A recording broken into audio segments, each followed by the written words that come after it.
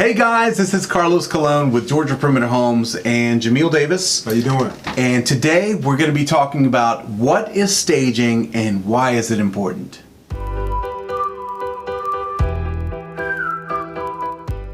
So Jay, thank you for being here today. We're going to cover some of the generics here so that you guys understand what staging really means.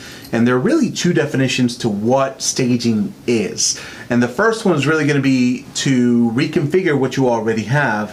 What are some examples of doing that? Well, the existing furniture that you have in your house, maybe repositioning it so it doesn't feel claustrophobic, or rather doesn't feel too cluttered. Basically, Okay. Maybe straightening up, maybe ironing your bed sheets or something like that, or putting up certain items inside of the house to kind of give it more of a vibrant, more of an open feel. Gotcha. And so does it have to do with comfort? For example, I like having 16 couches in my living room. Just because it's comfortable doesn't necessarily mean that it's staged to show well, right? Exactly. And so that's one way, is reconfiguring what you've already got. And then the second most common way to stage a home is going to be, when you have a vacant home, is to pay a staging company to come in. They're bringing furniture that will match the price point of the home, as well as the style that we're really going for. And that's definitely a little bit more expensive. So obviously reconfiguring your own home is, for the most part, free. Well, cost effective. Yeah, and I say free in a loose term just because, to be perfectly honest, I mean, typically if your listing agent's doing a good job, that kind of comes with the cost. You really are paying for it, and if your agent's not providing that kind of information for you, then talk to your agent and ask for suggestions. And so the second way that we're talking about is that professional company. And so when they move in that kind of furniture, we see a lot of different costs. What kind of costs have you seen with professional staging companies? It can be a flat fee or maybe a percentage of the listing price, depending on the size and scale of the home. Yeah. What you have to remember is when you're professionally staging a home, or when they're doing it for you, they're bringing out furniture that they've got stored into your home, and you're keeping it for a certain amount of time, whether it be until it goes under contract or until closing. Every staging company is going to do this differently. Some of them will do it all the way up until closing, and they'll charge you, like Jay said, one flat fee, which is great, but typically we're talking about over $1,000 generically if you're staging an entire house.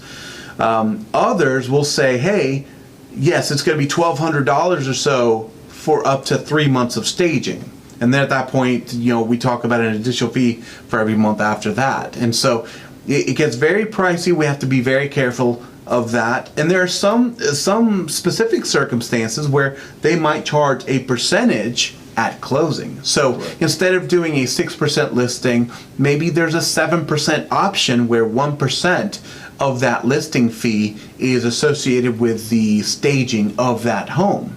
In a lot of cases, that works out really well because you're not paying money out right then and there. You get into some tricky situations though, for example, what if it doesn't close? Right? And so that's where you really want to read the fine print, and every company operates differently. Correct.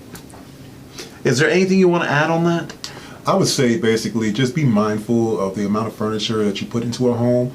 You can never have too little, you can never have too much. It's a fine line. You have to kind of gauge it, basically. So Jay, is there anything else that you would add to the conversation about staging before we move on to the next point? Well, the biggest things I would say is basically just be mindful of the amount of furniture you put into a house, specifically certain rooms. You want to target certain areas that most people are going to frequent, like your kitchen, your family room, the master bedroom, the master bath, places like that where it's going to draw the eye to it. I would say be mindful of it. Okay, and that brings us to our next point, which is, why does it really matter? And so there's a lot of different bullet points that go underneath this, and the first one being the traffic that comes in for showings is probably the most important. And so you're looking for the walking path. So depending on the setup for your home, you may not want to have a couch directly in the path of where one would normally walk, just because even though it's not ideal to move it back up against the wall for the living room use, it would be ideal for the walkthrough. And so it's the best way to phrase it is really going to be, think about a movie set or a set for a show. It looks great on camera, but it's not exactly what will work best case scenario for that living room for comfort's sake. And so there's a big difference between those two. So make sure to speak to your listing agent about that and walk those paths that a typical buyer would when they're walking through your home. And let's clear those paths and make sure they're nice and open, like you were referring to. It's just every space is different. If it's a small bedroom, we want to make sure that we also minimize the amount of furniture that we have in that room to make the room feel bigger. And so the second is visualizing the space. So when a buyer's walking through your home, they typically want to visualize their family in that home. Correct. And so when the more pictures there are of you and your family, or trophies and those kinds of things, it makes it harder for them to see this as their home. Correct. And when we're selling things, even like real estate, we're selling emotions. What we really want someone to feel when they walk into a home is they want to feel, this is it, is wow. And the second they feel that wow, those goosebumps on their back that make them happy, that's when they start visualizing, hey, our furniture would easily fit here. And one of the best ways that even when working with buyers, when we know that they're interested in this home, they start talking about what their furniture would fit like in that room. And in that bedroom, the master bedroom, they talk about that. They start talking about the kitchen table. Oh, I could really see our kitchen table fitting here. This is perfect, right? Those are the signs that we want to see. But it's harder to see that when there's a lot of your personal belongings everywhere. So we want to neutralize the space, remove all the extras that would normally not go into a home unless it's personalized, and help them be able to visualize themselves in your home. So the third one is really, it has to do with the photography and the scale of it. And that goes back to what we already talked about, right? Is what you were saying, if you want to expand on that a little bit, is when we're walking into a smaller space, right? Maybe we minimize the furniture. So keep going with that. What are some other examples of minimizing or adjusting the furniture to the space? Well, ideally, you have to understand the mindset of a buyer. When they're first looking in a home, they're looking online. So those pictures matter. When you're looking at a bedroom, if the bed appears to be a little bit too big, they may think that there's maybe a smaller space, and they may be more apt to not even look at the house altogether. So I would say maybe if it's a room that may be too small, so to speak, maybe switching out for a twin bed or something like that, or even a day bed that may fit better visually in that space. We've had that happen before, where we've taken out nightstands from bedrooms just to make the space feel bigger. Also, having the bed in the middle of the room in a smaller bedroom may not be the right option. And a lot of times what we do is take that bed, we might push it into a corner to make your walking space feel a lot bigger.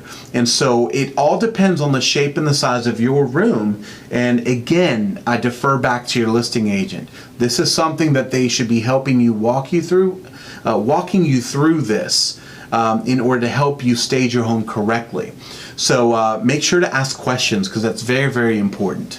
All right, and so moving on to the next set, we talk about photography, and when we talk about photography, it leads straight into online marketing performance.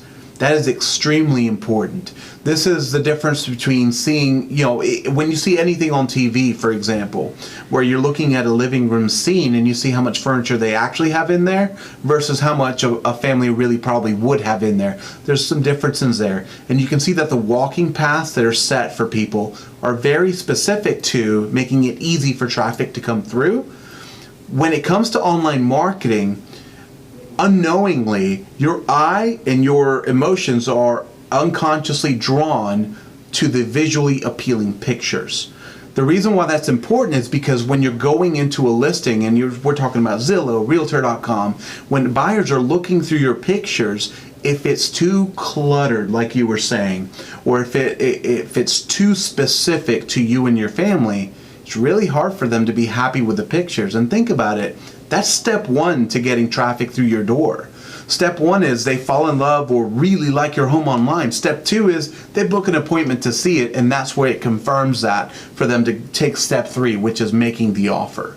So let's get step one right, okay? And so the last bit, how much, how does this add to my pocket? Why is this even important? That's important from a seller's point of view, by the way, is does this actually add money to my bottom line? And what would you say to that? I believe so. I mean, at the end of the day, I mean, buying real estate can be an emotional experience, and if a buyer falls in love with your house, they're more apt to want to give you full price for it. Yeah, and that's a very good point. Timeliness during a listing period is extremely important. And so when we're talking about, people always want to have a multiple offer situation. Well, if you can think about it, that means that we've got a very high demand in a very short period of time. We want to do everything under the sun to make that a possibility. We just went on a listing appointment the other day where it was an expired and withdrawn, and we deal a lot with those. And they have a huge, beautiful basement, but the basement was specific to children. So it had huge, bright colors, it had toys down there. We need to neutralize that space, because can you really visualize making that into a man cave when you're sitting here looking at a bunch of Chucky dolls Sesame Street. in Sesame Street looking at you? So neutralizing the space, believe it or not, goes a long way into getting a good offer on the table, number one, and number two, getting multiple offers on the table. So timing is everything, and this adds up into being money into your pocket. It's that first impression. That's it. So thank you guys so much. If you have any more questions about the information we covered below or anything else, please reach out to us. Our number is 770-314-1285. And our website, you can check out our listings and check out any other listings as well in the state of Georgia. That is www.gaperimeterhomes.com. Thank you guys so much, and we'll talk to you next time.